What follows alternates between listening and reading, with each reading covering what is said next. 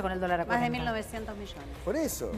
Bueno, le voy a dar la bienvenida a Hugo Yasky, que acaba de llegar. Hola. Bueno, llegaste en un momento.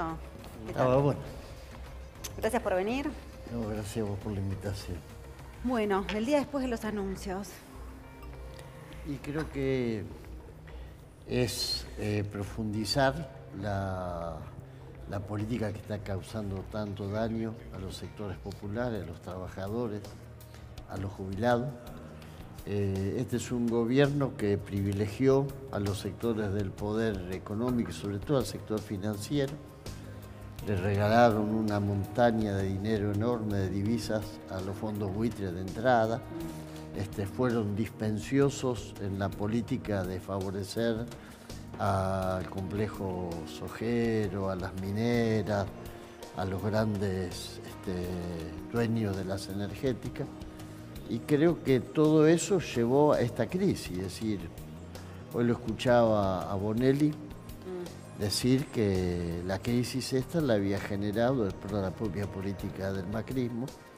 Es bueno que después de tanto tiempo empiecen a reconocer que estamos en este callejón sin salida, pues nos Sí, da la sensación que se empezó a imponer la realidad por sobre la posverdad, ¿no? Que era lo que venía sucediendo.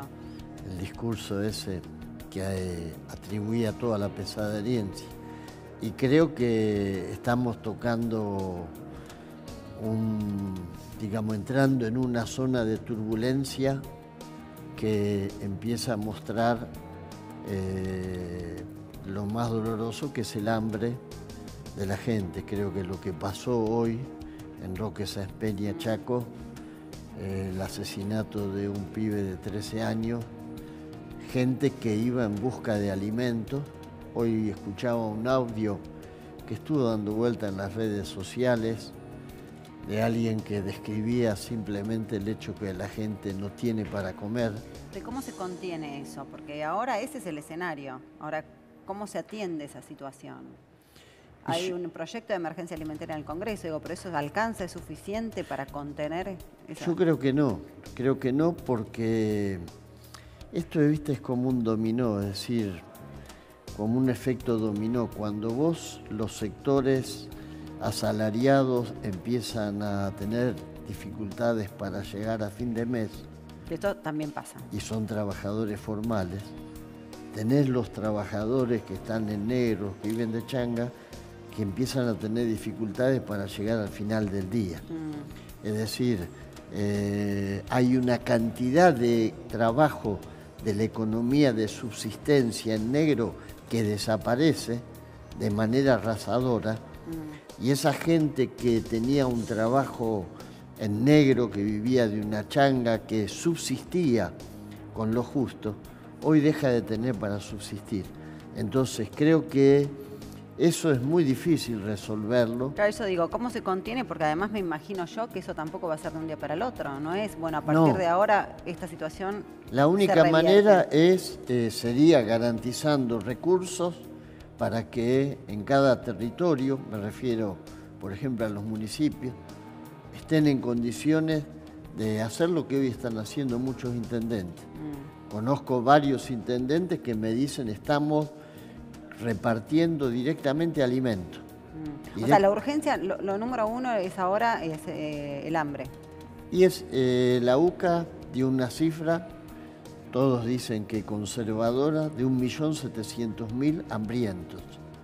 Es un horror en términos de un país como el nuestro que produce alimentos. Entonces creo que hay que atender esa urgencia, que no basta simplemente con seguir cubriendo a los que ya estaban bajo, digamos, de alguna manera el foco de las políticas sociales, porque eso se ha expandido.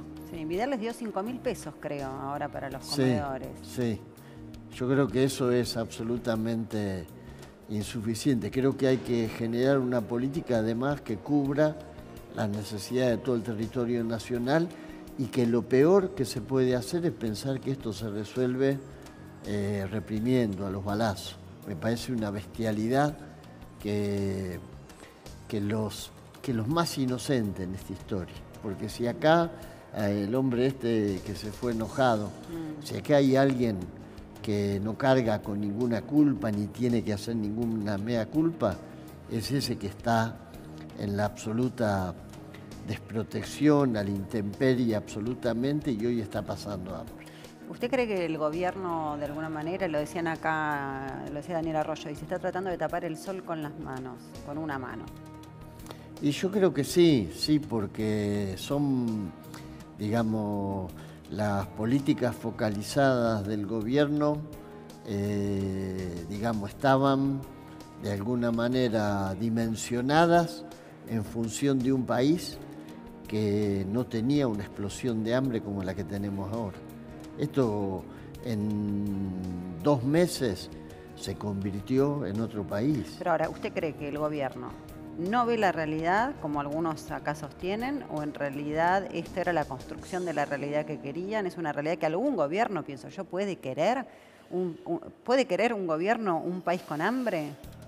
Cuesta creer que alguien quiera gobernar para que la gente de su pueblo tenga hambre, y sobre todo teniendo en cuenta además que el año que viene es un año electoral y que cualquier gobierno que gobierna quiere ser reelegido y quiere continuar. Sí, yo creo que, mira, Eduardo Basualdo, que es uno de los economistas más importantes que tenemos en la Argentina, plantea algo que es así: en la economía, cuando vos disponés una cantidad de medidas, generás una sucesión de hechos que a lo largo del tiempo te van a llevar a determinada dirección.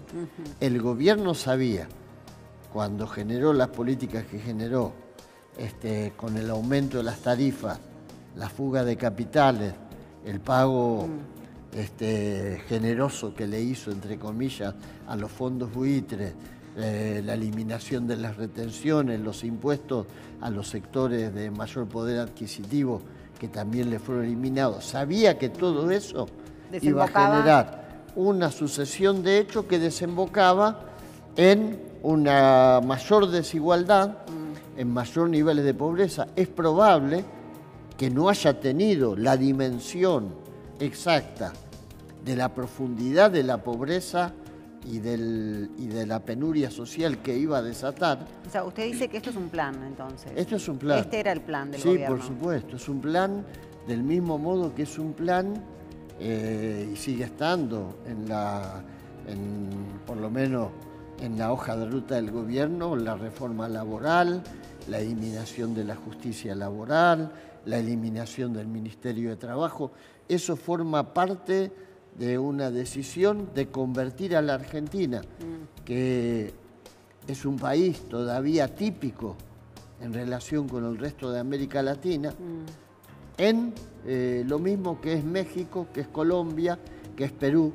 Vos tomás México, Colombia, Perú, son países que tienen cifras macroeconómicas que seducen a los grupos financieros, que están bien calificadas por esta calificadora de riesgo, etcétera, pero que tienen pobreza, desigualdad enorme, desprotección laboral, no hay organizaciones. ¿Y quiénes se benefician con este plan?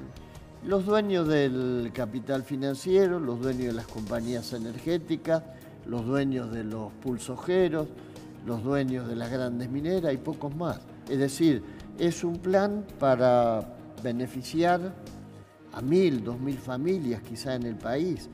En este momento de naufragio y de crisis, si todos los argentinos estuviéramos hundiéndonos debajo del agua, de la misma manera, seguramente que el gobierno tendría otros reflejos. El problema con esto es que los que tienen cuentas en los paraísos fiscales en dólares, cada día que el dólar sube y el hambre aumenta, ellos ganan. No es que todos perdemos por igual. Esto está claro, es decir, hay un grupo relativamente, yo diría, ultra minoritario, porque si en un país como el nuestro hablas de 2.000, de 3.000 familias, estás hablando de un pequeñísimo sector muy minoritario, muy beneficiado con estas políticas. ¿Usted cree que estamos, porque depende con el economista que uno habla, dice, bueno, esto puede desembocar en un 89, ¿no? En una hiperinflación, o puede desembocar en un 2002, por ejemplo, y entrar en un default.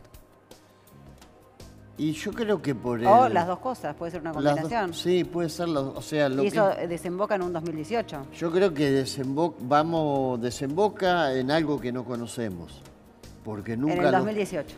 Nunca los procesos históricos se repiten. Ahora, lo que está claro es que esta economía así es insustentable. Está claro que la democracia por este camino entra en una zona de riesgo. ¿Por qué? ¿Por qué la democracia? Y porque vos estás... Es un gobierno con muchísima legitimidad. Ganó el año pasado. Claro, te pongo un ejemplo concreto. Están hablando de un plan económico y de una deuda que por lo menos va a recorrer 3 generaciones a futuro. Y ahora dicen que van a ir al Fondo Monetario a pedirle adelanto de los desembolsos del 2020 y de 2021. ¿Quién va a gobernar en el 2020 y en el 2021? ¿Mauricio Macri? ¿Duhovne? ¿Todo este staff del mejor equipo del mundo? Seguramente que no. Ahora, si los argentinos queremos elegir un gobierno popular, que aplique políticas populares, que distribuya la riqueza, que se anime a intentar una Argentina más justa, ¿tiene margen de maniobra en lo económico? Es decir, claro, en ese punto... el condicionamiento con el que se va a encontrar quien quiera gobernar la Argentina de acá en adelante. Claro, y vas a encontrarte a los 4 meses, 5, con un verdadero infierno en el que cualquiera que quiera cambiar el rumbo va a estar, te imaginás, las calificadoras de riesgo, el FMI, los fondos buitres, los grupos económicos. Es decir, es generar democracias absolutamente restringidas, condicionadas, de baja intensidad, donde la continuidad está dada por la aplicación de un programa que además se termina de resolver fuera del país, que es el FMI en este momento. Te pido un segundito, porque en instantes va a hablar el presidente Mauricio Macri y nosotros estamos trabajando en vivo y en directo desde ahí, desde donde va a hablar el presidente de la Nación, con Fernando Moreno. Fernando, estamos con vos, estás en el aire. Hola Gisela, ¿cómo estás? Muy buenas tardes. Estamos en la 24ª...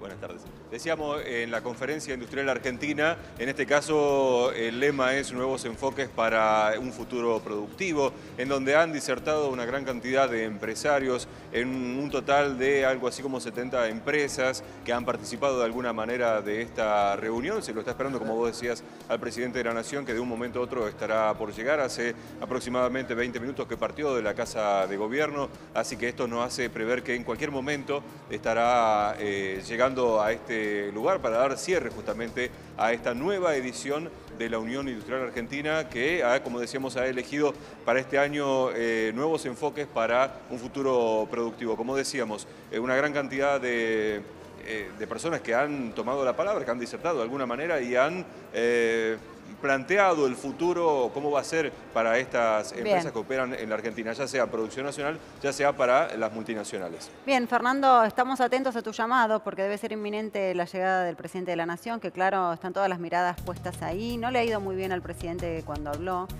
ni a los funcionarios cuando hablan. ¿Hay una crisis de credibilidad del gobierno nacional? Y yo creo que sí. Yo creo que hoy este gobierno está liquidado, tiene un sustento ya prácticamente inexistente. Creo que el presidente habla y los sectores populares no le creen, muchos se exasperan cuando lo escuchan, los que lo votaron le debe arder la punta de los dedos con la que eligieron la boleta, y los grupos económicos tampoco, porque cada vez que habla aumenta el dólar, o sea, ya no le creen ni los que hicieron todo y pusieron todo para que ellos estuvieran ahí, y se da la paradoja de que el Fondo Monetario Internacional le termina exigiendo políticas que están, ¿cómo decirlo?, a la izquierda de lo que ellos querían hacer, porque el tema de las retenciones,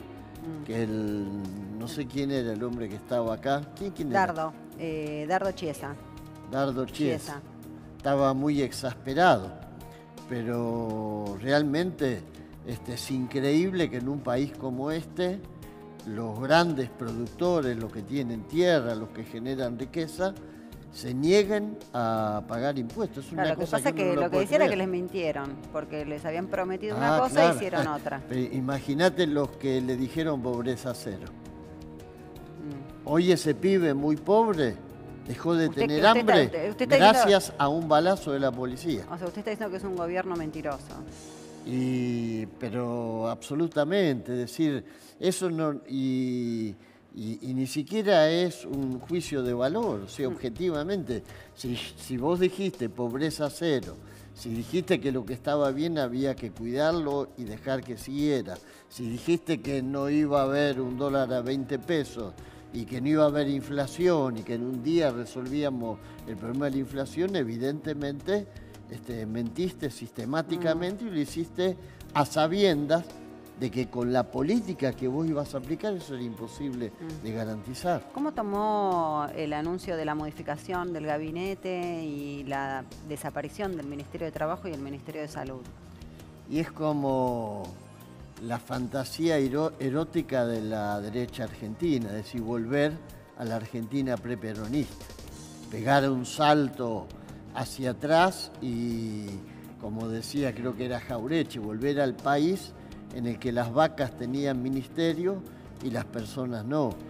Eliminar el Ministerio de Trabajo es reescribir la historia de Perón hacia atrás.